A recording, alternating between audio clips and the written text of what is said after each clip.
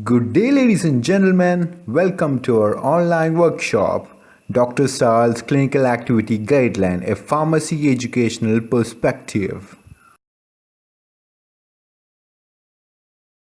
Let's begin the first episode of Medical Case Report. We'll be focusing on first, what particulars are essential for a therapeutical case report. Second, we'll be discussing about reason for admission. Third, we'll be discussing about medication history interview. And last, fifth, sixth, and seventh would be the most important topic, that is the efficacy analysis, cost analysis, safety analysis. After this session, you would be able to analyze the case the most effective manner. Usually, data are collected in forms. They may be either electronized or maybe manually made. We have a form called patient profile form for collecting medical case report. The medical case report or patient profile form consists of various particulars. First one is demographic details, which consist of name of the patient, age of the patient in years or months, gender of the patient, patient category, whether they are pediatric, whether they are adult, whether they are geriatric. And next we have the department where the patient is admitted and date of admission and discharge. Among these particulars, age, gender, patient category, height, weight are very much important when considering a case report, because based on their changes, the dose may change or the drug preference may change. Weight is important because many drugs are given a specific dose based upon weight. Next we have the histories. There are social histories, family histories, diet, patient, past medical history and past medication history. Social history consists of various behavioral changes that a patient have or a person have towards the society. Family history means any genetical disorders their parents are having and whether they are having a correlation with their son, their cousins, their first degree relative, their second degree relative. These should be mentioned in family history. Next we have our diet. The diet should be clearly mentioned, whether they are non-vegetarian, whether they are vegetarian, whether they are having both diet. Non-veg eating patients will have high consumption of fatty food substance. So these patients, when they are consuming albendazole just after a meal, will have a systemic effect rather than a luminal effect or a local effect. Past medical history means, as the word says, they are the medical condition previously the person is having, and the corresponding drugs that he is taking is considered as past medication history. The vitals are analyzed. The vitals mainly analyzed in hospitals are blood pressure, temperature, respiratory rate, and pulse rate. Laboratory investigations are usually done to confirm the disease condition. They may include complete blood count, liver function test, kidney function test, culture and sensitivity test, immunological test, etc. Next we have the diagnosis. Diagnosis is always important for initiating a treatment. The diagnosis would give a correct disease condition that the patient is having and also the progress of his old condition. Last but not the least, we have the drug regimen or the treatment. The drug regimen consists of various drugs that the patient need for the disease condition. This is an example of patient profile form. We are having the patient XYZ and he's having an MRD number of so and so number. He's a female patient with height not mentioned and age 67 and weight is also not mentioned. So I am clearly saying that height and weight of the patient should be clearly specified. Another part in patient demographic detail is date of admission and date of discharge. The date should be specified correctly. Next portion is complaints on admission. They're also known as a reason for admission. Here the patient is having chest discomfort at giddiness. This is just an example for a patient profile form. Here the patient is having a medical history, social history, family history, and he has no previous drug allergy. The medication history is also clearly mentioned. The physician examines the patient and following conclusions were made by the physician. Next comes the provisional diagnosis. Then we are having the routine biochemical investigations, hematological examination, urine analysis, and other tests. Based upon this, the physician makes a final diagnosis. Now here is a drug chart which consists of brand, generic, dose, frequency, duration, etc. The next comes the discharge medications. It is always good to have a patient progress chart. This chart would give a response curve in which whether the patient is having a good response to treatment or having a bad response to treatment. If the patient is having a good response, then he can be discharged from the hospital, or the treatment can be continued, or the dose can be reduced. Here we present a case. A 75-year-old male patient was admitted to the nephrology department. As he is a chronic kidney disease patient, we need to analyze his height and weight. This has relevance in calculating his dose. The height of the patient was 183 cm and the weight was 50 kg. Breathlessness at night, cough, abdominal discomfort were the main complaints the patient was conveying to the physician.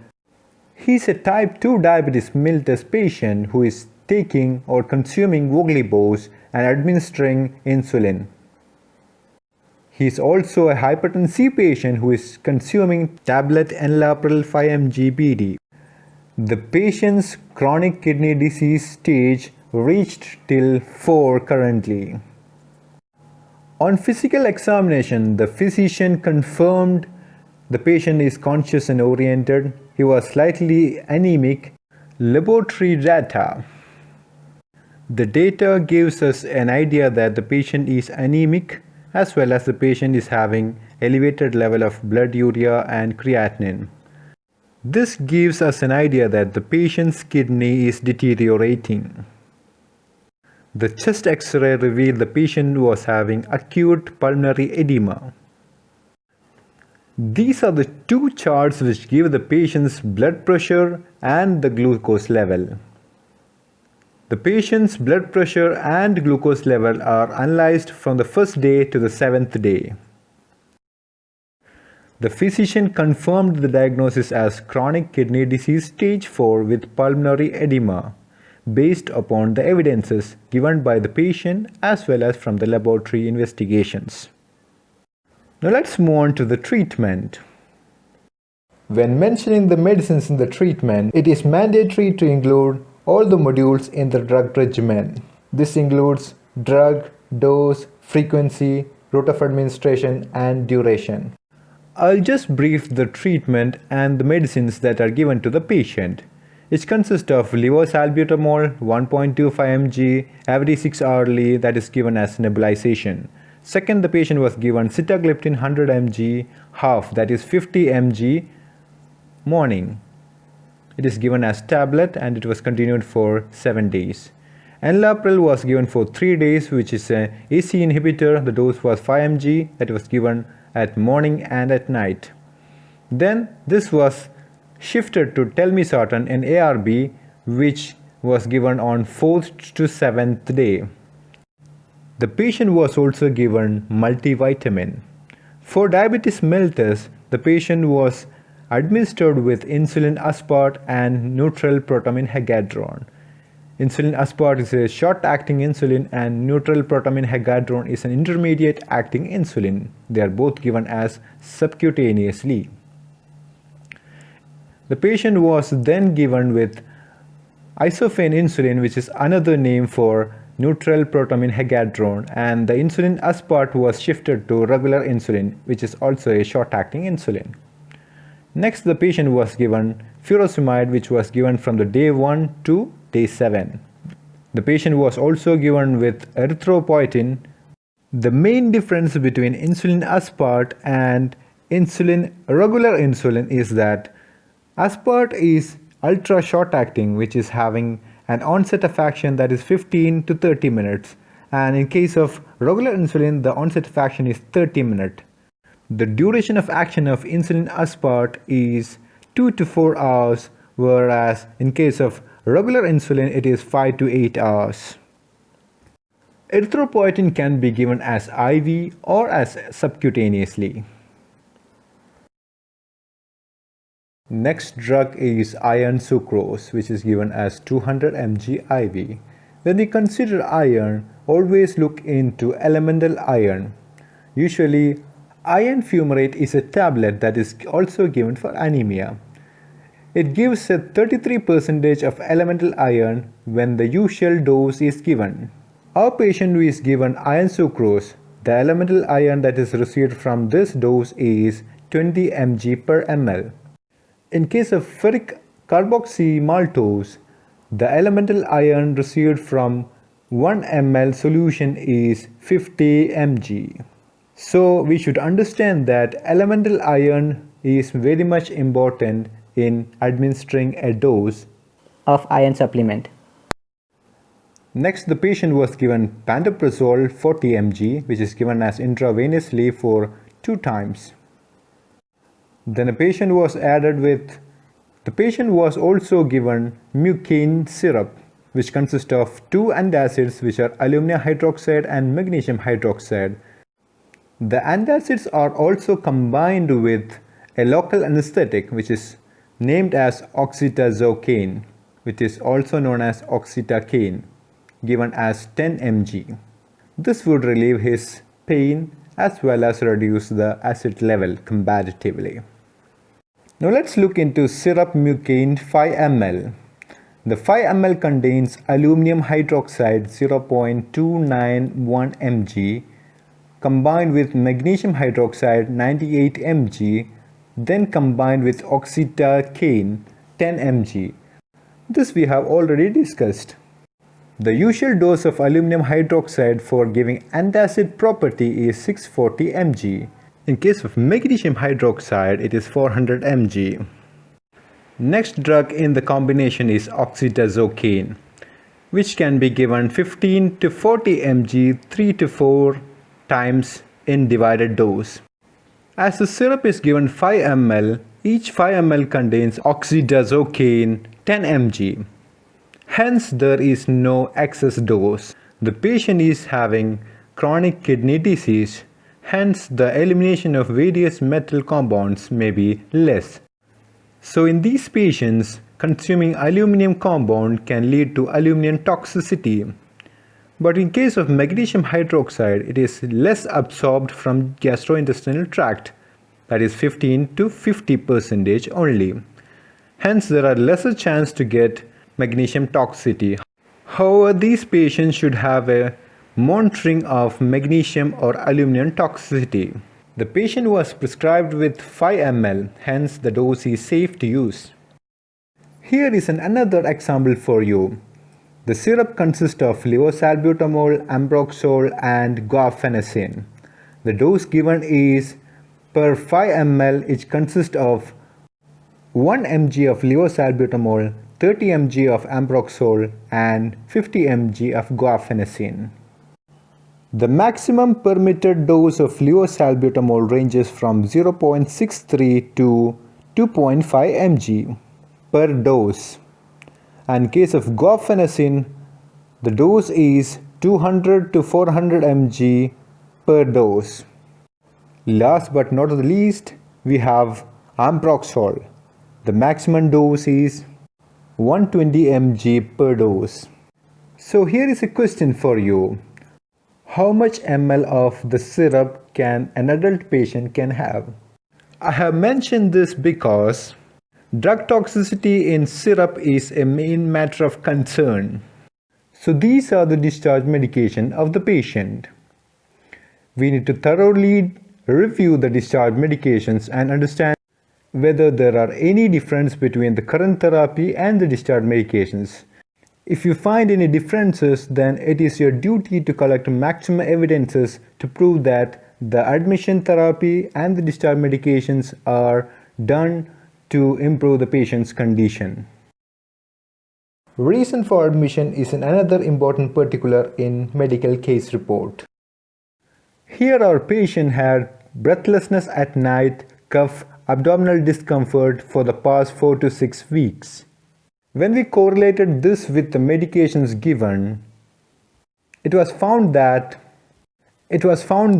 syrup mucain, which consists of aluminum hydroxide and magnesium hydroxide plus oxytocin, was given for abdominal pain. Injection pantoprazole 40 mg was also given for abdominal pain. Acidity is an important reason for abdominal pain, so the physician meant to reduce acidity, and as a result abdominal pain can also get reduced. Levosalbutamol was added to the therapy. The dose given was 1.25 mg every 6 hourly was given to relieve dyspnea or breathlessness. It is a bronchodilator and hence it can have great impact on breathlessness. Injection furosemide 40 mg was given. This was intended to promote diuresis. The fluid overload can also cause breathlessness. Here the patient had cough. Enalapril is an ACE inhibitor, angiotensin converting enzyme inhibitor, which is having a high chance to get dry cough. Withdrawing this medication can relieve the symptom. From these treatment options and the drugs, we can understand that different symptoms are treated differently. The physician examined the patient and it was found that the patient was anemic, so he prescribed injection erythropoietin 4000 international unit IV, and also he has add-on a therapy called iron sucrose. These two drugs when combined together will have a better effect for RBC production and elevating or normalizing the hemoglobin level. We have discussed regarding the past medication a few moments back. Medication reconciliation is another duty of a clinical pharmacist. It is also called medication history interview. You should collect all the information regarding the drug, which includes drug, dose, frequency, duration, according to the previous prescriber. Information can be retrieved from patient, bystander, and even from healthcare providers. Here we can see that the oral hypoglycemic agent voglibose is changed into sitagliptin 100 mg. He was administering insulin mixtard, human mixtard, which consists of regular insulin and isofen insulin. When he was admitted into the hospital, the regimen was changed into insulin aspart and isofen insulin. Then again changed into isofen insulin and regular insulin. When a healthcare provider analyzes the past medication, then he should have some questions in mind. The first one is it okay to continue the medication? The second statement may be, okay, we can start it after the hospital stay. The third statement may be, no, we need to stop forever. The fourth statement may be, we need to modify the dose. The next statement may be, we need to modify the drug. The next statement may be, we need to modify the frequency. Similar questions should be asked to yourself when we are modifying, when we are stopping, or when we are withholding a medication. Now we are going to patient's response and how drug can be modified. The blood pressure chart tells that the patient was having normal BP from day 1 to day 7. This was as a result of enalapril and telmisartan. However, the patient experienced dry cough. This was rectified by withdrawing enalapril from the regimen and inserting telmisartan into the regimen. This is an insulin chart. The patient's fasting blood sugar was analyzed on day 1 till day 7. On the first day, the patient already had administered insulin, and this led to a 155 mg per deciliter of sugar On the second day, the FBS was elevated to 230 mg per deciliter. In this case, the physician added an ultra short acting insulin combined with an intermediate acting insulin. The ultra short acting insulin or short acting insulin is intended for the patient's mealtime high glycemic level. This can be rectified with short acting or ultra short acting insulin. Later days, the physician then again shifted into human mixture, which consists of isophene insulin and regular insulin, and the units were altered based upon the FBS level. When we consider a diabetic mellitus patient, if his baseline glycemic level is very low, how can we understand when this happens? This can be identified when a patient is having high level of glucose all the day. When this happens, we need to administer a long-acting or intermediate-acting insulin. When a patient is having elevated sugar level after a meal, then we should consider a short-acting insulin just before a meal. As this is a chronic kidney disease patient, we should always consider creatinine level, and based upon the creatinine clearance, we should prescribe or we should analyze the dose for the patient. In case of a chronic kidney disease patient, we should calculate the lean body weight. Here we have described two equations, both separately for male and female. By this equation, we can calculate the lean body weight. The patient's weight was found to be 50 kg and the height is 183 cm. So his lean body weight is 46.79 kg. After analyzing the lean body weight, we can calculate the creatinine clearance, which is equal to the gender into 140 minus age divided by serum creatinine into estimated lean body weight divided by 72. For male patient, the sex can be given the value of 1. For female patient, the sex can be given value of 0.85.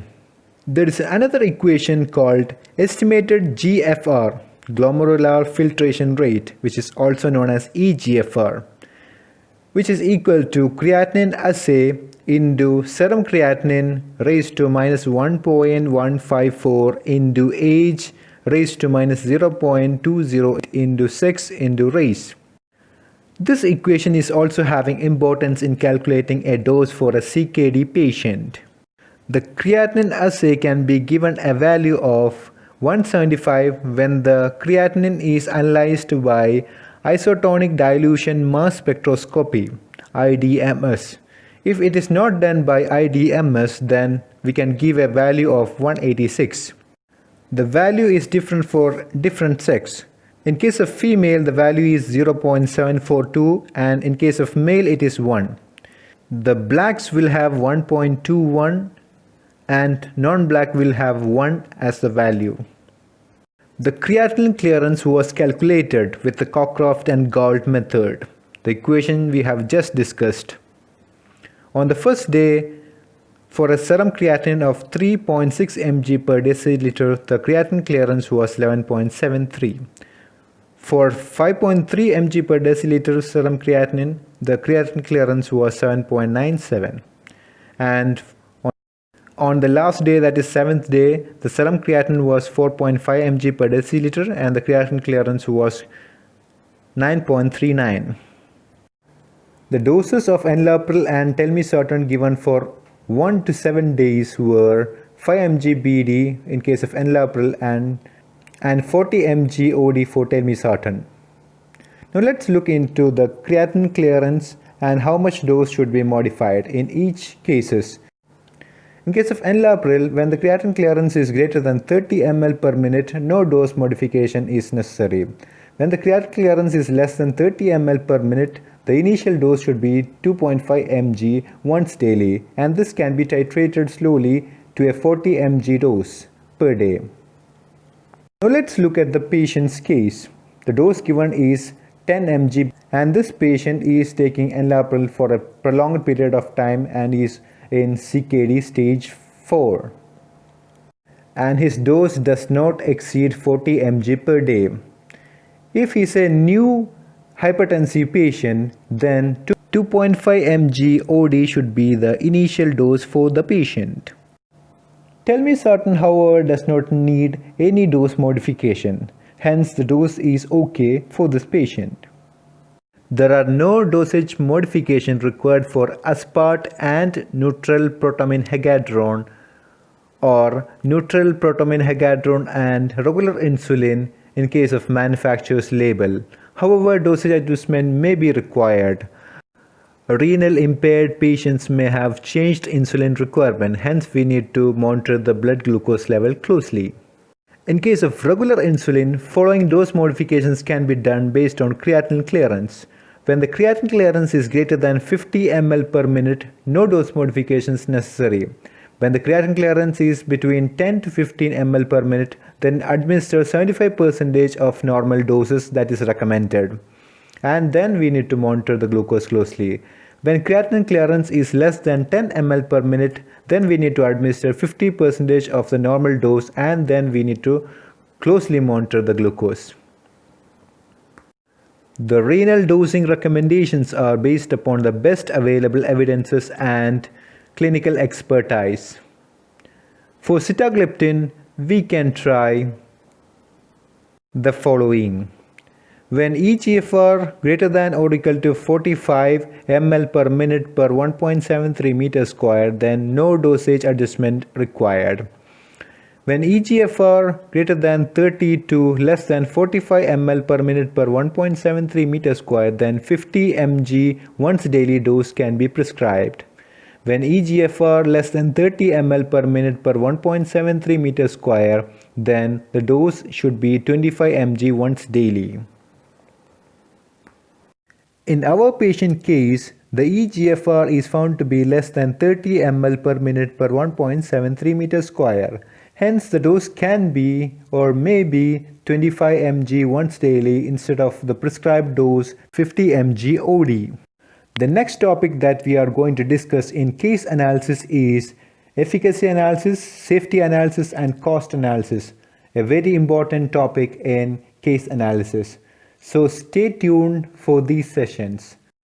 Thanks a lot for patiently listening this session, and if you have any doubt, please email me medicineassist123@gmail.com, can WhatsApp me at +91759381727, or text me at Instagram. The Instagram name is medicineinfo